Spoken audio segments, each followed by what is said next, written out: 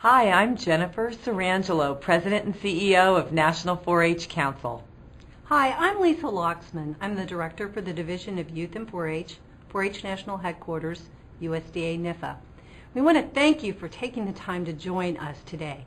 It's our second in a series of virtual town halls. We received such a positive response and great feedback from our first town hall back in February. So we're really looking forward to spending this time with you, sharing a little of what's on the horizon in the months ahead, and most importantly, continuing to hear from and learn from you. This year marks the 100th anniversary of the groundbreaking legislation, the Smith-Lever Act, which created the cooperative extension system. Many of you have commemorated the anniversary in your states with special events throughout the year, but it was truly an honor for us to join Extension leadership at the Centennial Convocation on May 8th to celebrate cooperative extension's heritage and look to the future. As we look to the next 100 years, we know that new kinds of partnerships will be needed to deliver the Extension mission of extending knowledge to change lives. One of those is the partnership that supports the system's flagship youth development program, 4-H. That's why we're so pleased to share that the Extension Committee on Policy has created a 4-H National Leadership Committee to provide a structure for convening the three organizations that partner together to provide 4-H positive youth development: Cooperative Extension, 4-H National Headquarters at USDA, and National 4-H Council. The committee includes 5 extension directors, 5 state program leaders representing all extension regions, and Lisa and I serve as liaisons on that committee too. This new committee will foster proactive communication and collaboration in order to focus on issues of national importance to 4-H, things like expanding the 4-H program to reach more rural and urban underserved audiences, recruiting a more diverse 4-H workforce, increasing the cultural competency of our staff and volunteers, and developing sustainable new resources to support the 4-H program. During the Centennial Convocation, these 3 organizations showed their united support to positive youth development by signing a Memorandum of Understanding for the National Leadership Committee, which clarified the roles and responsibilities of each partner. We encourage you to download and read the full MOU, which you'll find in the resource tabs of this webcast. 4-H National Headquarters, Council, and land-grant university partners are continuing to work together to position 4-H as a solution to ensuring that our youth are ready for work and ready for life. 4-H has a unique opportunity to prepare youth for life and for work. And as we do that, as Jennifer's mentioned, we want to look at this. So a year ago we started a process and we charted the future. We met together face-to-face with representation from the Public-Private Partners Working Group, or the P3, which represents state 4-H program leaders and extension directors, 4-H mission mandate team members from Healthy Living, Science, and Citizenship, staff from 4-H headquarters and 4-H Council. We looked at the big idea. We looked at how 4-H is a problem solver, a problem finder, knowing that 4-H becomes the solution, and then framed discussion for strategic programmatic direction with identified key priorities. We identified challenges facing youth today over the next 5 years. We also recognize that 4-H has a unique position to address those challenges, and then outlined priorities and positive strategies. The outcomes identified include decision-making, confidence, diversity, relevance, and health. To continue that thread, in February of this year, a group got together to discuss career readiness common measures and identified 4 subgroups on decision-making, thriving, teamwork, and collaboration and application. The plan is to pilot test measures that have been identified in sites around the country, with the anticipated release being in early fall of 2014. But to keep the momentum going from a year ago, we got together virtually to build the future. Yes, virtually, 4 hours, people got together of the same team representation from P3 Working Group, mission mandate teams, this time including not only 4-H Council and headquarters, but members of working groups from vulnerable populations, military, and to professional development, to build upon the work that's been done take those objectives and turn them into future considerations of delivery modes. We broke out into groups. It's kind of tough in a virtual environment, but it's really very interesting to do. And we looked at how we can create issues and framing areas of success for 4-H in professional development and volunteer development, resource development, marketing, and engaging new and underserved youth in the workforce preparation. We know that one of the most promising career paths for young people will be in STEM-related fields. For more than 100 years, 4-H has been at the forefront of teaching young people about science, technology, engineering, and math. This spring, 4-H has been visible at a number of national STEM events. 4-Hers won first and second place at the National First Robotics Competition. Congratulations to the two winning teams from Maryland Extension, the 4-H Techno Clovers and Green Machine. These 4-Hers won top honors in the First Tech Challenge at the prestigious First Championship held in April in St. Louis. First Robotics is a national partner of 4-H and is the largest national robotics competition. Many of our 4-Hers participate in First Robotics to culminate their year-long robotics club programs. 4-H also had a great presence at two events in Washington, D.C. this spring, the USA Science and Engineering Festival and the U.S. News and World Report STEM Solutions Conference. Now is also the time to begin gearing up for 4-H National Youth Science Day on October 8th. The National Science Experiment in 2014 is Rockets to the Rescue. It was developed by the University of Arizona Extension, and kids will explore aerospace engineering and service through this year's experiment. Since 2008, more than 5 million young people have completed 4-H NYSD experiments in robotics, agricultural science, rocketry, wind power, GIS, GPS, environmental engineering, and alternative energy. 4-H NYSD is one of the most important opportunities we have as a movement to promote 4-H science and STEM activities that take place throughout the year. You can register your 4-H NYSD event at 4-H.org. The 4-H Supply Service is offering pre-sale pricing on the 4-H NYSD Experiment Kit through early July. Visit the 4-H Mall to order your kit today. While you're there, you could pick up this new scarf. While 4-H has made great strides in the STEM arena, there's still work to do. The latest U.S. News and World Report STEM Index finds that America's talent pipeline is still too weak to fill the current and future jobs that require STEM skills. The work you are doing to equip 4-Hers with the skills they need to solve problems, make a difference in their communities, and take on the careers of the 21st century is vital. The new MOU we spoke of earlier paves the way for your national partners to work together in new ways so that 4-H can reach more urban and rural underserved audiences. But as you know, increasing access, equity, and opportunity has been an important driver of our work for some time. So let's review some of the activities that we've done in the past with regards to access, equity, and opportunity. We actually reviewed the thematic categories from the 2002 4-H strategic plan. We've had targeted discussion during the National State 4-H Leadership Meeting with state program leaders, and we have also had conversation with the Building the Future virtual meeting. Audiences that have been identified in one of the breakouts at that Building the Futures included youth of lower socioeconomic status and underrepresented youth and after school as the targeted audiences. So one of the interesting pieces that was shared with the team that came together was a research article on access, equity, and opportunity at that Building the Futures meeting. It's from a Circles working paper, and you can find it in the resource section.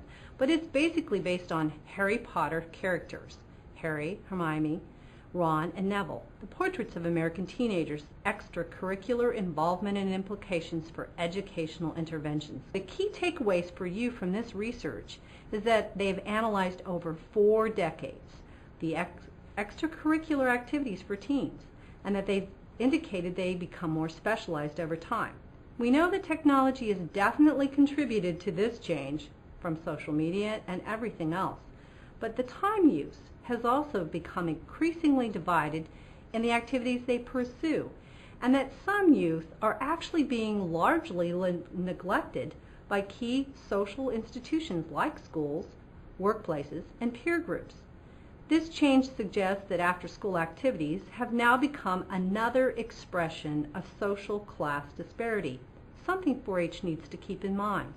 More is not always better, and they need different engagements to achieve different benefits, and different patterns of extracurricular engagement have clear implications for civic development, so important to the 4-H program. So research makes a strong case for the benefits of adult support, which we know from the 4-H Youth Development Program model, and of specific types of programs where youth have ownership of the project, again like 4-H, and real-world relevance. It's in the application and adaptation then that's going to be key for positive youth development to provide and ensure access, equity, and opportunity for the underserved, underrepresented, and disconnected youth. As we think about the future of 4-H, the changing demographics of America's young people are also on our minds. According to U.S. Census data, the number of Caucasian and African American youth has declined in the U.S. from 2000 to 2011. At the same time, Latino and Asian youth populations have grown nearly 40%.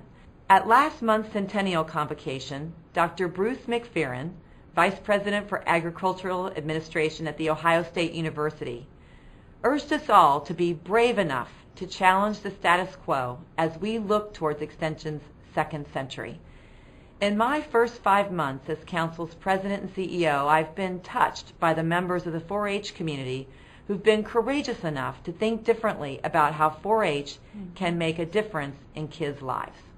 One of those programs that's near and dear to my heart, the National 4-H Council's Engaging Youth Serving Community Projects, which are funded through USDA's Rural Youth Development Grant Program. It was a program that I was involved with and I was at the University of Arizona. It's long provided a model for reaching underserved communities through youth-adult partnerships. In each of the 45 rural underserved communities in the 9 grantee states, youth identify priority community issues through youth-facilitated public issue forums. They then mobilize the additional youth, adults, and community organizations to implement action plans to address those issues. The programs are highly diverse, with 26% of the youth engaged minority youth. So most of the most common community issues to emerge include food security and healthy eating. How do communities with 70 to 90% of their school youth on free or reduced federally funded meals make sure that kids have food to eat and that they learn to incorporate fresh vegetables into their diets? Community gardens and backpack programs have helped raise the standards in those communities. Over the last 5 years alone, there were 5,978 youth and adults who contributed 169,857 volunteer hours to the Engaging Youth Serving Community program. This translates to $3.5 million in leveraged volunteer resources. The final reports for years 7, 8, and 9 of this was just released in the last week and can be downloaded from 4h.org. One of the most important ways Council supports your work in reaching underserved youth is also happening through the 4-H National Mentoring Program. In April, National 4-H Council thanked Congress, USDA, and the Office of Juvenile Justice and Delinquency Prevention for their support of positive youth development during a congressional breakfast on Capitol Hill.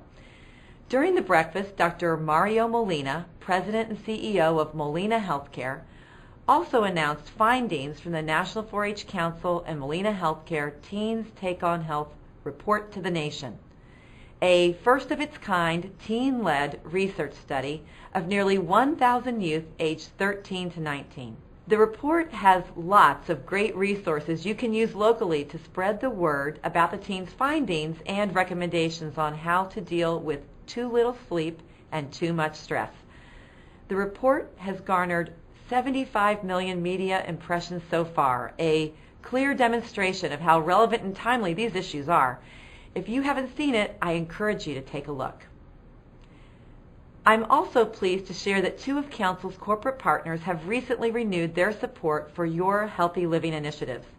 The Walmart Foundation pledged $2 million to reach 84,000 youth in 30 states with the Youth Voice Youth Choice Nutrition Program. And United Healthcare has committed over $500,000 to reach 72,000 youth and families across 8 states with the Eat for Health nutrition program.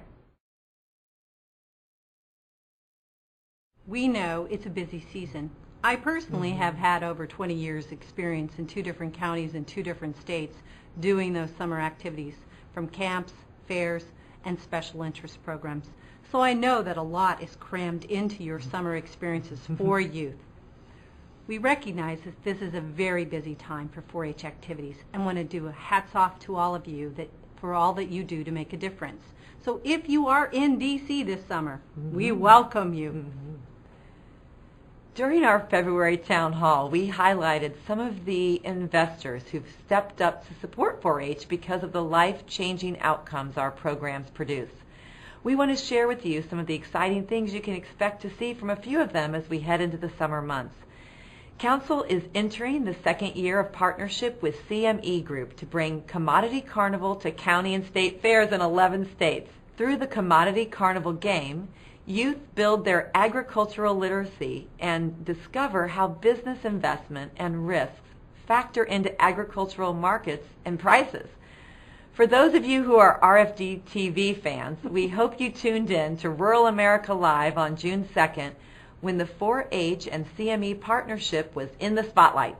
Dr. Paul Kuber of The Ohio State University and Dr. Dorothy Freeman of the University of Minnesota were special guests. 4-H is also proud to partner with Disney Conservation Worldwide to connect urban youth to nature through outdoor exploration. As we head into the busy summer months ahead, I want to take a moment now to say a huge thank you to everyone who worked so hard to make this spring's Paper Clover promotion at Tractor Supply stores and Dell stores nationwide our most successful ever. We raised over $787,000 to support county 4-H programs. We have a great summer ahead. We look forward to seeing many of you this fall at the National Association of Extension 4-H Agents annual conference in Minneapolis, Minnesota. Before we begin our question and answer period, we also want to remind you that many of the resources we spotlighted today are available for download in the resource pod or can be accessed using the links. And please don't forget to complete that short survey that you'll see at the end of today's session. Thank you again for being with us this afternoon. Well, good afternoon, everyone. This is Doug Swanson from 4-H National Headquarters, and I'm going to spend some time with you this afternoon over the next few minutes facilitating a question and answer session with Jennifer Sirangelo and Lisa Lauxman, who you've just heard from. There is a place on your computer screens to input question and answers. We have, you input the questions and we respond with the answers. And we will read them out as they come in. We've got one in so far, and we had some in as part of the pre-registration. So we appreciate your time this afternoon. We did one of these in February and got lots of positive response. So here we are again. And the first question I have, I think I'll start with Lisa and then go with if Jennifer has any response. And the question came from the field is how does 4-H compare to other youth development programs and maybe how we excel or where we need to improve comparatively? I want to thank Doug for the opportunity. Hi, this is Lisa, and I just wanted to say I appreciate the opportunity to respond to this. And Jennifer and I are here together so we can respond together with regards to how 4-H compares to other youth development programs. When we look at that opportunity, I would say that we have a longevity and a history and an outreach and engagement system that can't be compared. And so that leads us to an opportunity that many other youth development organizations do not have. And yet with that, we know that there's an outreach and engagement component, and Council's done figures of outreach and engagement of comparably other youth-serving organizations. So, Jennifer, do you want to respond to that outreach and engagement that you know of? Sure. Yeah, Lisa and I just want to say hi, too. We're together in Washington, D.C., and so glad to be here with you today and look forward to engaging with you. And I love this question because I think Lisa and I have the opportunity really every day in our work, whether it's on committees or when we're called on by folks that are making decisions around youth development, that we get to talk about your amazing program and talk about how it's a little different. And we are, what I would share is a couple of things that are on our radar that we're talking about a lot are certainly, you all will know this well, but the fact that our 4-H youth development program is rooted in the research of the land-grant universities is certainly a differentiator between us and other youth development organizations. So that is certainly something I know we always talk about and share about, but the fact that that we have for 100 years provided that pathway to higher education is a really important part of who we are, especially given the needs of young people today. The other things that I would just share is we also have some really exciting engagement things. I think that's what Lisa was talking about, and that's that in the social media space, 4-H is really ahead of all of our peers in terms of engagement in the digital arena. And through social media and Facebook and Twitter, et cetera, we celebrated, I think I may have shared this earlier, but we celebrated reaching this spring 500,000 fans on Facebook, which is double the nearest other youth development organization. So that's a testament to all of you, your volunteers, the parents, the young people, the alumni who all want to stay engaged with 4-H. So it's very, we are head and shoulders above any other youth development organization in our digital engagement online. So it's a very, another really thing that we should be very proud of. And the last thing I would say is our outcomes, your outcomes. They are what sets you apart. When we talk to investors, whether it's the Department of Justice, when we work with the USDA, and when we work with our corporate partners, what makes 4-H different is the outcomes you produce in young people every day and all the ways you do that. So those are the things I would share, Lisa, in addition to what you shared. And, you know, we can always look for areas of improvement, and I think that an ongoing matter for 4-H has always been the outreach and engagement component. So targeting of young people and looking for those who aren't currently connected to any youth-serving organization will be important for 4-H to look at that, and that's a challenge, and that's certainly an area that we can continue to strive for. Well, what a great way to start this question and answer session off. It was, it's always good to hear where our strengths are and where we offer so much for the youth. One question I have here is about the 4-H volunteers. We know that 4-H volunteers are very important to the system, and so what kind of future support from our national partners may we have available for 4-H volunteers?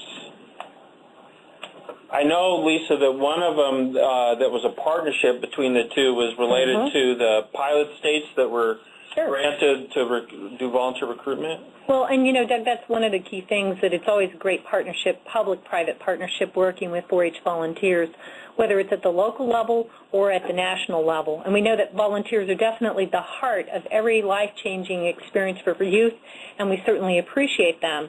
There's toolkits that have been assessed and put together with a joint partnership that has had funding and resource development, inclusive of PowerPoints, promotional videos, and even those pilot recruitment sites that are looking at the new types of outreach and engagement to volunteers, looking at how do we reach volunteers that we haven't perhaps engaged with in the past to become volunteers. And there's also on e-extension an opportunity for extension volunteers, and that's inclusive of the 4-H program volunteers, tools, resources, and a community of practice that's engaged in that. But Jennifer, there's other things, right, that we'd like to tell you about there. Sure. We also wanted to share that one of the things that is really an alignment that we've been talking about with USDA, NIFA, and 4-H headquarters and council is both from the leadership of NIFA and as well as the corporate partners that both invest in council and also are serving on our board, the priority we have for ensuring that 4-H can reach and that you all have the tools and capacity you need to reach underserved audiences and young people that don't have access to 4-H today. So what I believe you'll see coming from probably both of us through our work with you is an investment in helping you have more tools to reach volunteers that are in communities where 4-H isn't today, so that the volunteers are there in community, part of the community, the culture of that community, and available to be invested in the young people in our positive youth development model. So through the grants you'll see through council, that will certainly be a part of the investment that our corporate partners are interested in making to ensure that you have the capacity to find both volunteers and paid staff from those communities. So I would be looking for that into the future. Volunteers are so important, and we appreciate that emphasis on them. Jennifer, there's a question here about the Commodity Carnival or Community Carnival. It's called Commodity Carnival. Sure, okay. Sure. So Commodity Carnival is a project sponsored by the CME Group and a partnership with National 4-H Council. And I don't remember, I know one of our land grants, I think it might have been Nebraska, built it for us. And it's going to be in, I think, 30 states this summer. And so many of you are already aware of it. But if you'd like more information, you can connect with Julie Kahn on our staff at National 4-H Council. Her email is jconn@4hcouncil.edu. That's F-O-U-R-H council.edu. Or you can look online. So Commodity Carnival is a really exciting summer program that's at many fairs and available for many teens to teach young people about financial aspects of agriculture. Thank you, Jennifer. I just want to remind all of you that are on with us today that, first of all, go ahead and submit your questions. We're getting some really good ones in here. And also that there is a link on your screen for downloading the resources that were mentioned during the presentation part in the first 15 to 20 minutes of this session. So be sure to download those as you would like. So my next question is going to be about what is the state? Oh, sorry. Go ahead. What is the state of 4-H foundations in this process? And when this question came in, we were talking about 4-H being unique and different from other organizations, and how we're strong on outcomes and so forth. So what is the role of state 4-H foundations in this whole process of youth development, and how will they be brought to the table? You know, one interesting thing, I'm going to equate this back to the Memorandum of Understanding that was signed.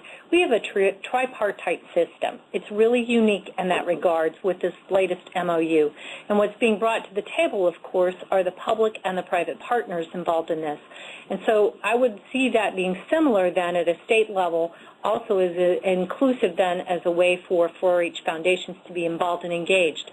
It is that partnership with the programming elements, those that work in the programming areas, with the marketing and the fundraising to be brought to the table. And so one of the key things will be to stay tuned, because we haven't really seen the first meeting for that national ECOP leadership meeting will be taking place in August. But any thoughts or feedback that you have as to how you should be involved and engaged as a foundation director or executive is important for us to take with us. And we would appreciate your feedback on that. But we know that we will be inclusive and involved and engaged that way, as we are trying to model here with our town hall. I also just wanted to share, if I could, Lisa, another perspective. I'm not sure when exactly this question came in, but we had a similar question if it was connected to the leadership committee. So I don't know if it could have come in for either reason. And we got another question that came in before the webinar in advance about how we see the role of NAE 4HA serving, what role NAE 4HA can serve in the new leadership committee, as well as issues of professional development and marketing 4-H profession are addressed. So even if we put those two together, but also the state 4-H foundations, I'd like to just suggest what I think Lisa and I have heard in the around the ECOP discussion for the creation of this committee is that it is the responsibility of the state program leaders and the extension directors who are serving on that committee from the land-grant universities to connect with and hear from both of these groups, both the foundation executives as well as those from NAE 4-HA leadership, probably in those states in the region. So my thought is that it would be very appropriate for the NAE 4-HA leadership in the Northeast region, for instance, to share any feedback or ideas with their representatives on the ECOP Leadership Committee. The same would be true of the foundation. So any region and I know many of our foundation executives work together in their regions, and in that process, I would recommend that you bring any ideas forward for discussion or decisions or ideas to that committee, and do that through your representatives. And if you are looking for that information, I believe that too, the list of those members we can make sure is posted so that you can contact those reps on that National Leadership Committee. Well, thank you both to these responses to these questions that were probably connected, or at least they could be connected. And if those questions were not responded to in the way that you had meant them, just pop in a new question and we'll go at it again. I have a question here that from the perspective of Extension 4-H agent or educator in the field, what connects me as that agent to the national partners? How can what you do at the national level be most relevant to me in the field? Well, that's an interesting question, Doug, because I've actually worked in the field in 2 different states and 2 different counties. And so, you know, what connected me at that time to the national partners was clearly knowing what the program priorities were. But also, I would say, I appreciated the standpoint of knowing program quality and accountability. I mean, those common measures were important because when you're at the field level, you want to be able to do something that enhances your program, but also raises the awareness to the national level of the importance of 4-H. And clearly, training and development, staff involvement, engagement is so important.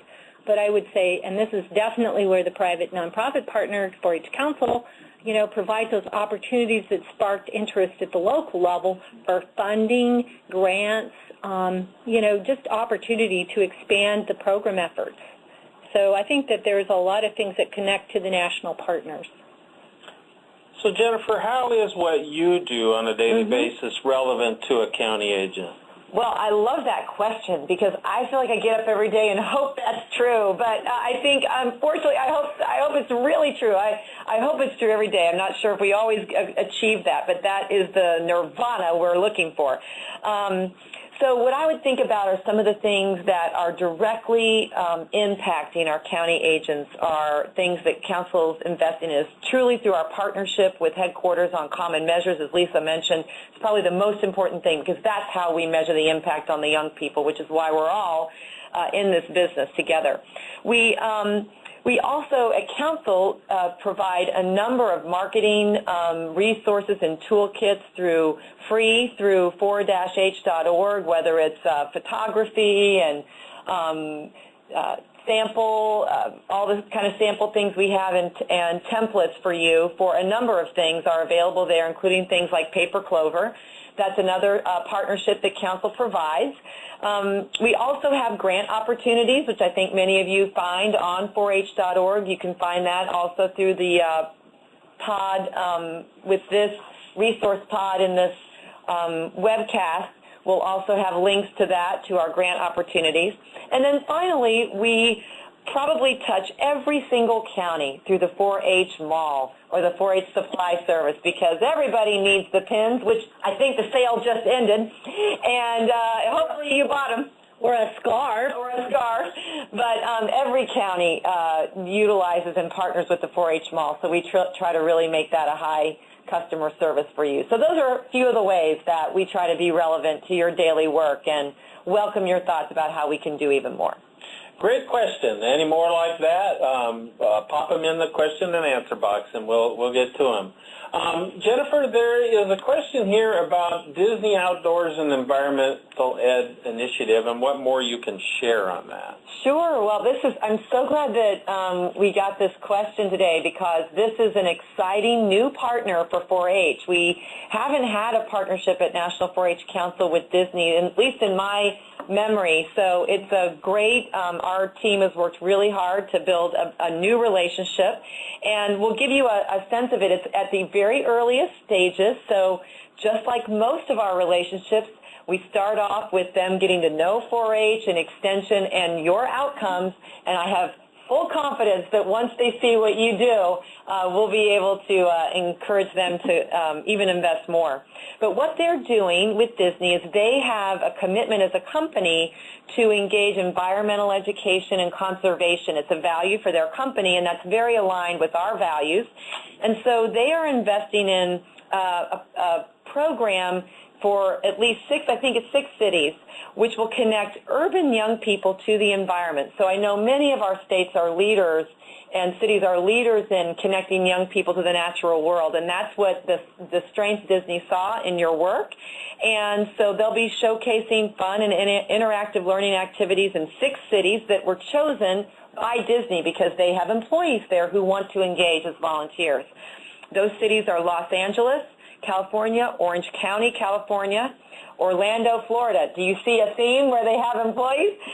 In Honolulu, Hawaii, where they also have a Disney park, in New York, and in Austin, Texas. So in those cities where they have employees, they'll be working with our 4-H extension agents there. We'll be experimenting with some ways to connect urban young people to the environment, and I know we'll be learning more. So we'll look forward to keeping you updated. Congrats to our team at National 4-H Council, and Maria Choi worked really hard to make that one happen, so it's exciting. And it seems like it would be a fitting partnership, the green for the green here. That's right, that's right. Well, very good. Great hot off the press type information, and good effort. We'll be looking forward to how that progresses. One question I have, and I think this might be coming from some of the things that one of our true beliefs as a system is that we engage youth as partners at the table. And so one of the questions is, how important is it to engage youth in meaningful partnerships and leadership positions? And if so, how's that being modeled at the national level? Well, you know, as a federal partner, we know from the work we do with our Federal Interagency Working Group on Youth Programs, the positive youth engagement strategies is a critical component that we advocate for youth to be involved with. And so we see that being now modeled and patterned both from National 4-H Conference and the briefings that the youth do to our federal agency partners to what we'll do with experiences. We see a real thrust by federal agencies to think of that as a normal thing to do now, to engage youth and youth adults as partners. But I believe that there's probably a few other things like that, you know, Jennifer could mention too from the active engagement they have with their Board of Trustees. Sure, I think it's a great question, and we are really proud. I know, like many of state 4-H foundations, as well as state 4-H councils and other decision-making groups at the state level, we're very proud to have 4 youth trustees on our board of directors who are full voting members, along with our adult trustees, and are really engaged and typically do an amazing job as spokespeople, and certainly guiding us on a lot of things, including our social media strategy, which I just mentioned was really successful. And we also are really proud that we've been able to, through our corporate partnerships, fund youth engagement on the Healthy Living Management team. So that's been really great, too. So we also work together. We're excited to be partnering with National 4-H headquarters on 4-H conference, too. So as we partner together on that, that's another way with all the youth leadership in that, and with the Congress design team as well, and we're a partner on that. We're the fiduciary agent, and we really ensure that happens too. So. Well, we also know that there's a funding opportunity where the ambassador framework is being built out, that Council is supporting through funding through the Walmart, and that we are looking at that as a way to further offer youth engagement strategies and see that as a way for youth to definitely both participate, give voice, educate, train, and certainly see that as a great opportunity. I will say that in the 4 years that I've been here in Washington, D.C., I have seen a resurgence of the involvement of young people on the national level, and I'm really proud of that as being one of the national partners. So I think you guys all out there are developing the young leaders, and we're so happy to be able to take advantage of that. So one of our next questions is thinking about youth and critical issues that address them over the next 3 to 5 years. This isn't just about 4-H, but about youth. What's the critical issues? Lisa, I don't know if you wanted to take a stab at that first, or I could jump in. Well, let's kind of play this one back and forth. One that we're hearing a lot about is obviously the critical mass of youth being employed. Youth employability on a global, the youth bulge, but if youth don't get that first job, then they're not apt to be contributing members in their communities, and that's usually tied to, one, academic achievement and their success there, so that opportunity to be gainfully employed, but we like to think of it as both being college and career readiness. And so I think that 4-H is looking at that as an opportunity to strategize how to do that. I mean, that's one very critical issue. There's also being touted as a significant dearth in scientists, whether it's food science, agricultural science, engineering, computer science. I mean, just the gamut of opportunity for young people in science. And how do we get them both attracted to science and being involved and engaged with that? Critical issues that are facing young people. Lisa, I couldn't agree with you more. My first word that I wrote down to that question was jobs. That's what we've heard from them, from the young people directly, and certainly from a lot of our alumni that are, engaging with us. The other thing I'd just like to bring up, Lisa, I know this is really important. We've been talking about it a lot in our joint planning, but we talk about it with words like access, equity, and opportunity. And I would say, I would like to try to maybe articulate that. There's two other things I would just add in. One is, in that inequality gap of opportunity, it is getting wider, and the group of young people, at least all the demographics we see nationally, is that the young people who have even more obstacles to overcome to have a productive livelihood or a productive life where they can take care of themselves and their families is getting wider. And that means it's getting harder to serve them. And it means also that 4-H is needed even more. So I think that's something that I think we have to wrestle with. I don't think we have an answer yet, certainly not at the national level, but I know as a system we don't. But as we think about the young people who are in persistent poverty, who are in foster care, who are overcoming the worst obstacles, the most challenging obstacles, we have a number of programs we've, both from headquarters and from council, that are trying to equip our staff to reach them.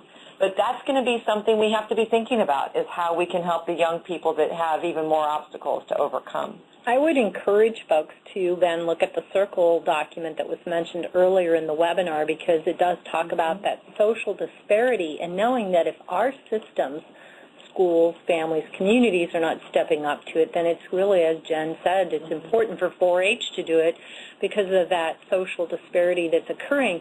Because we know from those youth who are involved in the 4-H program we just talked about, their positive youth engagement strategies, if they don't have a voice, they're not heard. We need to equip all of those youth with that opportunity to have a voice so they can be heard and talk about what they need to be done. And we'll create those resilient communities, whether it's rural, urban, or inner city. So I'm going to add one more thing, because I only got to say one, Doug, even though I know we're trying to do this together. Lisa and I are doing this together, but we'll say four. I was going to throw out the other one that we hear a lot, I know, is around what is the digital engagement in positive youth development, because our model is based so much on in-person, all of our research is based on that, and I know many states are experimenting with new ways to have digital support for positive youth development, from virtual fair to online record book to project planning places online for young people. And I'm excited to see the innovation that I've begun to see at many states where they're testing new ideas. And I think one of the things that we'll be able to do in the next coming years is share those stories broadly and allow others to hear what's being learned and what we're learning. But I think we have a big set of work to do to be able to connect our research in positive youth development to the way young people are learning today. And that's definitely something I think we should be addressing at the national level. And we have some work to do on that. A new term that I've been hearing in the last year by some of our partners across the nation is digital citizenship. And they're using that to mean a couple different things. The digital citizenship, meaning how can I be a strong citizen, all those things through digital means, but then also how am I, it also includes things like the safety of digital use and internet and those kinds of things. But how can I be a strong citizen digitally? And I think that's interesting. You just made me think of that, so I took the opportunity to throw one in too. Perfect. As you were thinking about that, that question of the 3 to 5 issues that are affecting youth right now, here's a question that builds on that, and you may have already given part of the answers, but how you guys talk to other federal partners that are involved in youth issues, you talk to donors, you talk to youth themselves, extension directors, you guys have a wide gamut of what's going on out there. How do you think, from at least your personal vision, do you think 4-H will be different for a young person 10 years from now? Well, Doug, this is Jennifer, and this is one of my personal passions, and I know, as Lisa and I have talked, we share this one. But what I see and all that I read and hear about young people in America and what are changing demographics that are really pretty stark. I shared some of those earlier today, and I'm impressed, very impressed with what I see many extension professionals working on with that. But a couple of those are, I think I've shared some of these before, but we know that in today's kindergarten class that will start in the fall, 25% of the young people are of Latino descent, and so that means by 2026, there'll be 25% of the freshmen in college. And how are we, as part of that continuum of preparing young people for success, how are we as a system prepared to help 25% of our population get to that successful, where we pass them to the next set of institutions, the land-grant universities or the community colleges or whatever.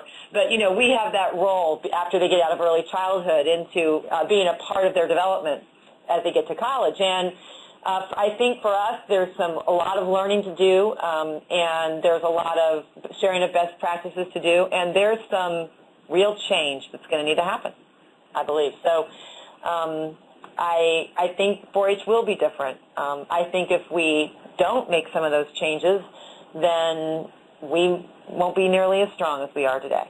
So I'm excited about the opportunity.